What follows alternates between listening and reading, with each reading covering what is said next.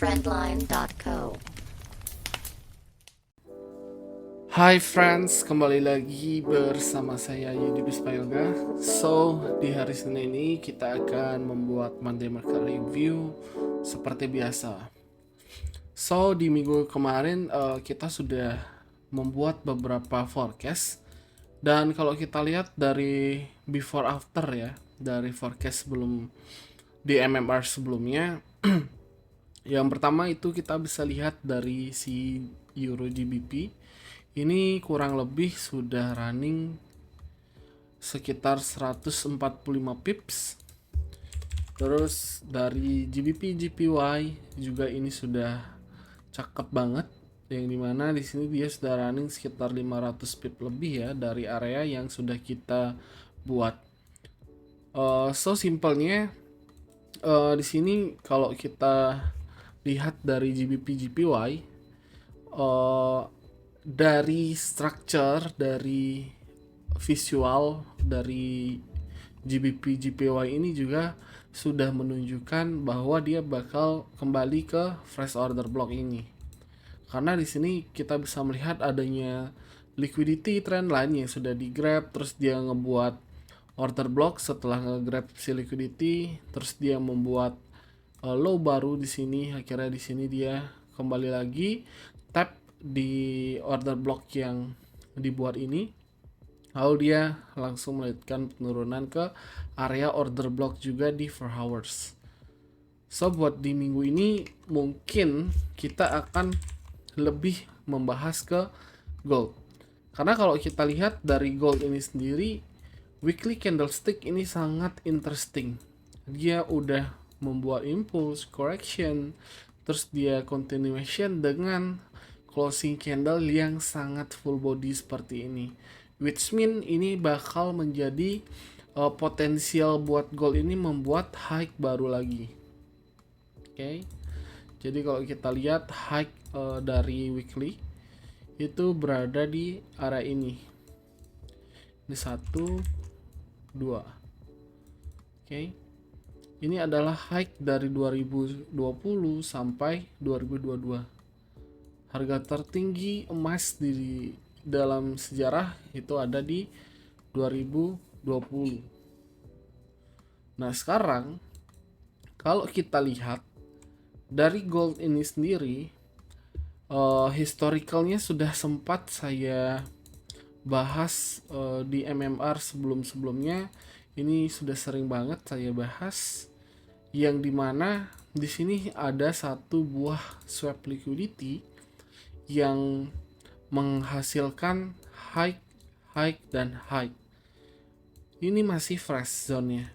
Nah, harapannya saya sekarang adalah gold ini kan kita sudah melihat adanya change of character di sini. Dia buat high pertama, high kedua.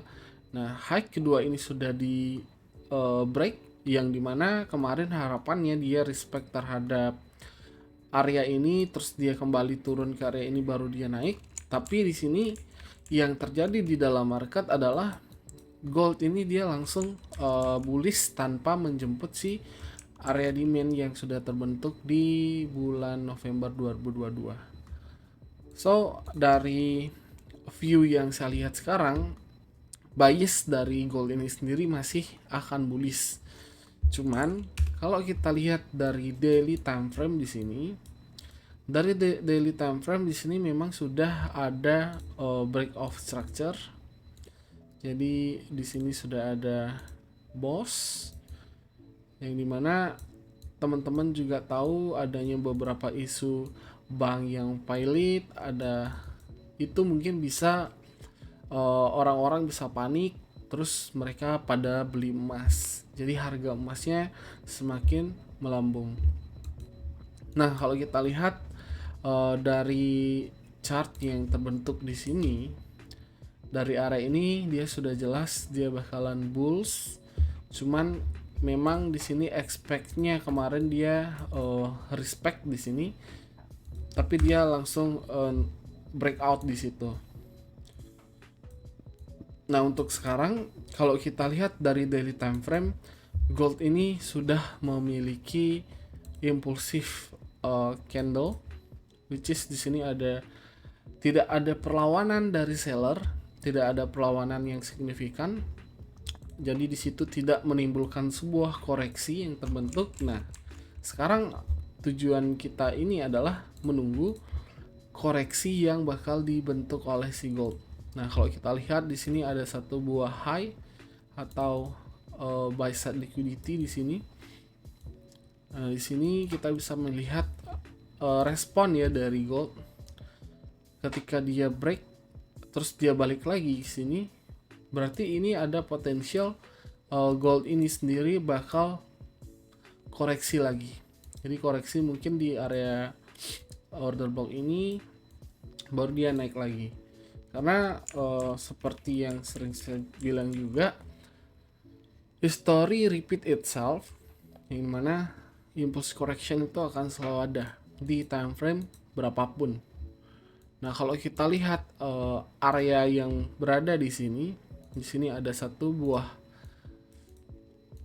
order block yang sudah di tap.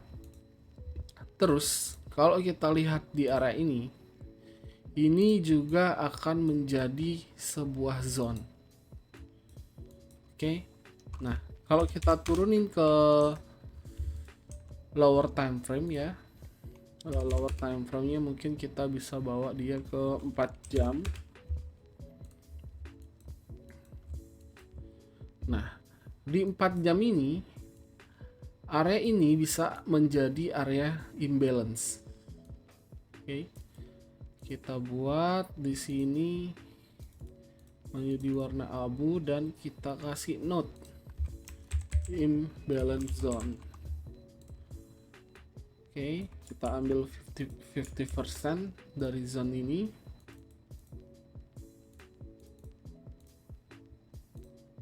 Nah, 50% imbalance zone ada di 2028. Which mean ini bisa menjadi tujuan terdekatnya gold untuk saat ini ya. Bisa dia nge-grab si buy side liquidity, naik, baru dia lanjut turun lagi.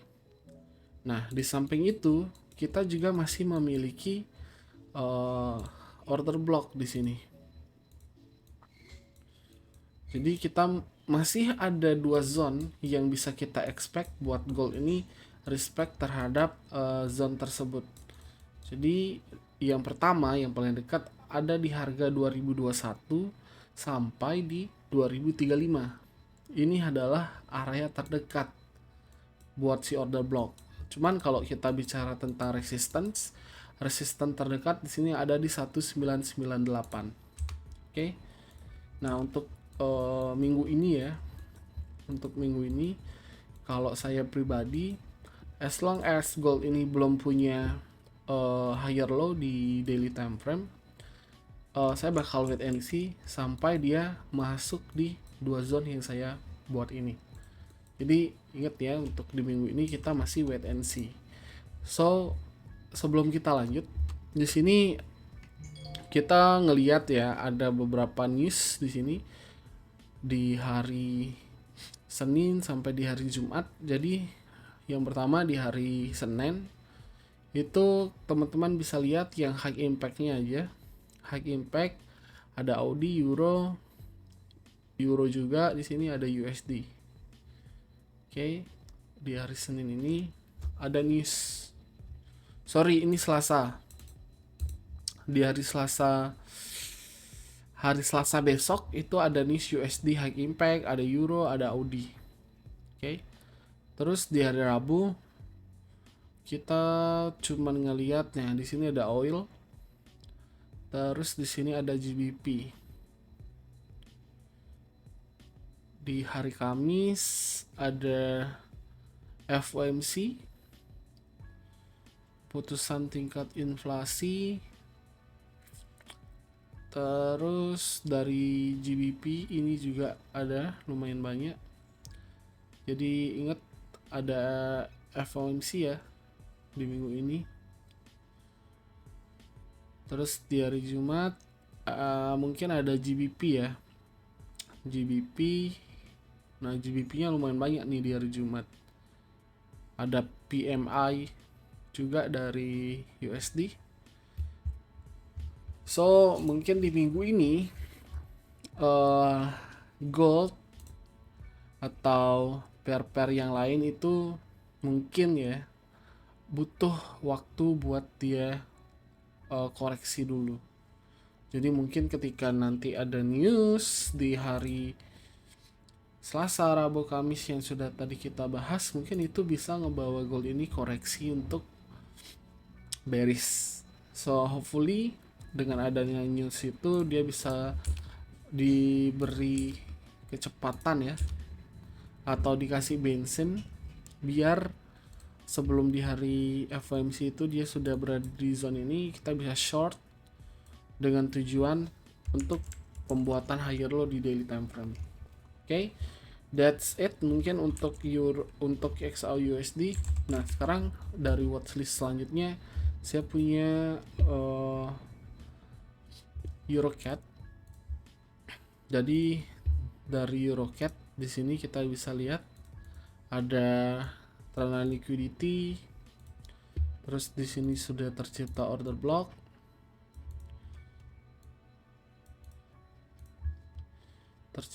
block, di sini memang ada sebuah koreksi ya,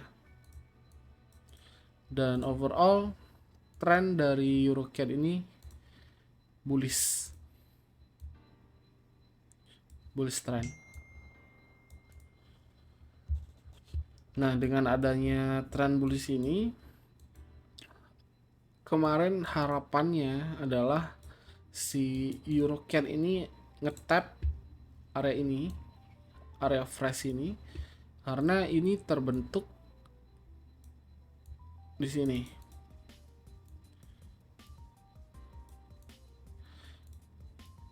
Oke, di sini ada liquidity. Nah, di sini ada inducement. Ini sudah sempat saya forecast. Jadi, reason kenapa EuroCAD ini bisa buat high baru, di sini saya sedikit jelasin. Karena kita sudah sempat bahas di MMR sebelumnya. Yang pertama, di sini dia punya swap liquidity yang dimana terbentuk swap di sini, terbentuk order block. Oke, saya warnain merah karena sudah termitigasi. Nah, dia nge-swap area liquidity ini, dia break dulu, terus dia kembali naik dan ngebuat high baru. Oke, ngebuat high baru. Nah, kemudian di sini tercipta liquidity yang sangat clear, which is liquidity ini butuh banget buat di take. Nah, that's why dia turun ke area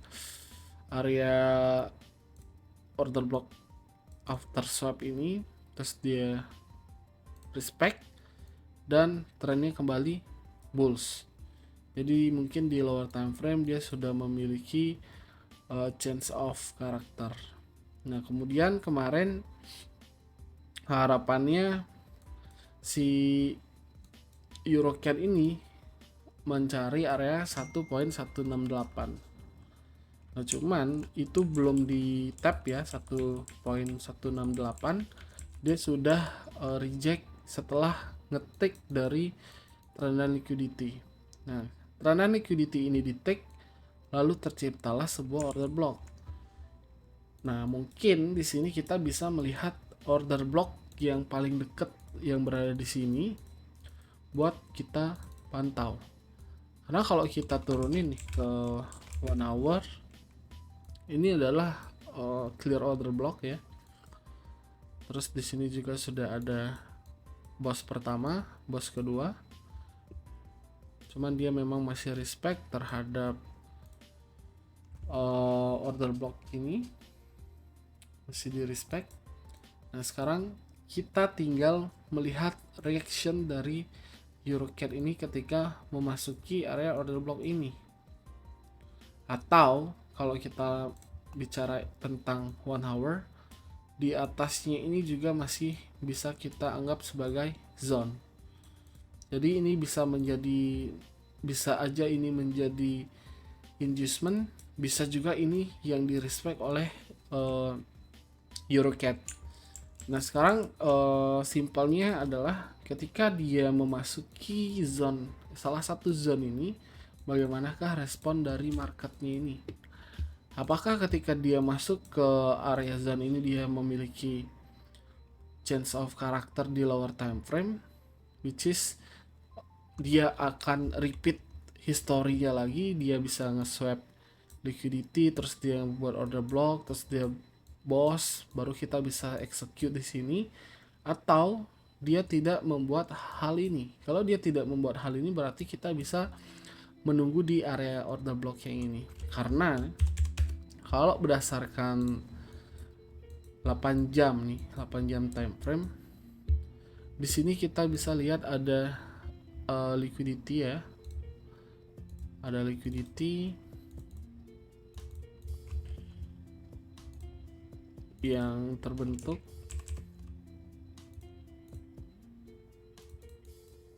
Nah, kalau kita zoom in,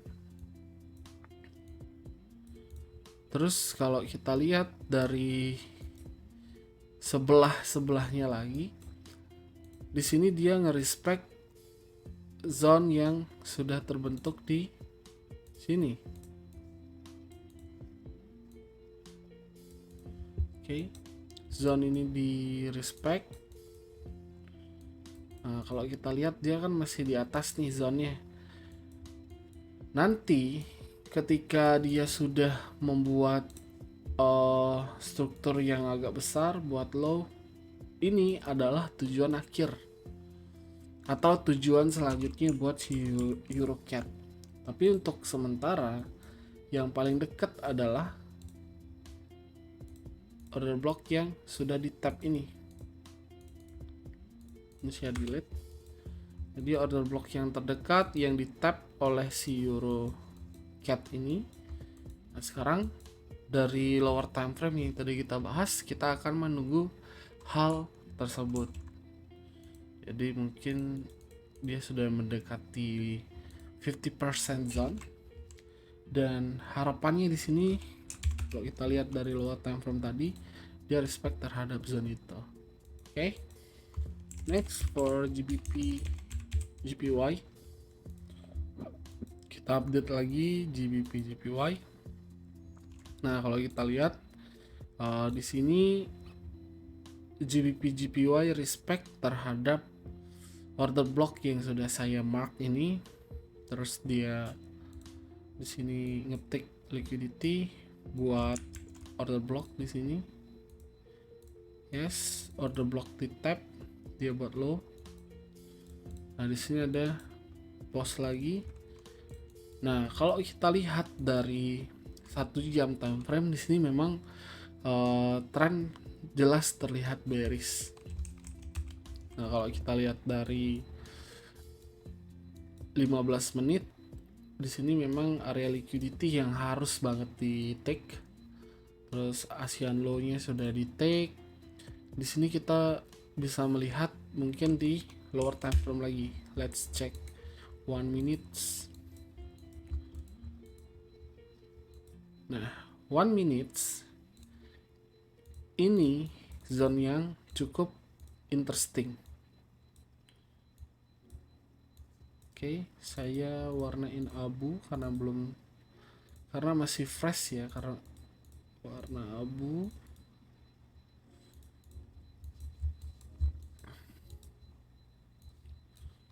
Oke, ini adalah zone terdekat buat GBP/JPY. So dari 1 minute bisa kita move ke 3 minutes. Nah di sini kita sudah memiliki 2 zone yang berada di lower time frame. Nah sekarang tugas kita adalah menunggu respon lagi. Jadi harapannya dia tap ini, terus dia mungkin ngebuat liquidity di sini, naik lagi, di take lagi, buat order block, naik lagi, tap order block, baru naik lagi. So formation yang seperti itulah yang menurut saya pribadi yang saya take dan yang memiliki high probability setup. Jadi dari syarat tersebut itu syarat buat trading plan saya.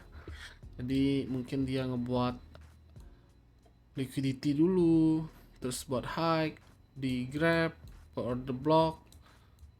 Nah di sini buat high baru atau change of character, baru ngetap, baru kita entry di area ini. Nah hal yang kita harus tunggu ketika zone itu terbentuk atau zone yang bagus adalah setup yang seperti itu. Karena dari beberapa trade yang sudah saya execute, trading plan yang seperti itu win rate-nya cukup besar ya, dan juga tidak jauh dari RR-nya juga besar banget RR-nya. Jadi ini juga kita bisa ambil ya zone yang kedua. Jadi ini bisa menjadi inducement, ini bisa menjadi yang valid. So kita tinggal menunggu zone yang mana yang bakal memiliki setup yang tadi saya bahas seperti itu. So Eurocat, GBP, JPY, coba kita cek dari DXY.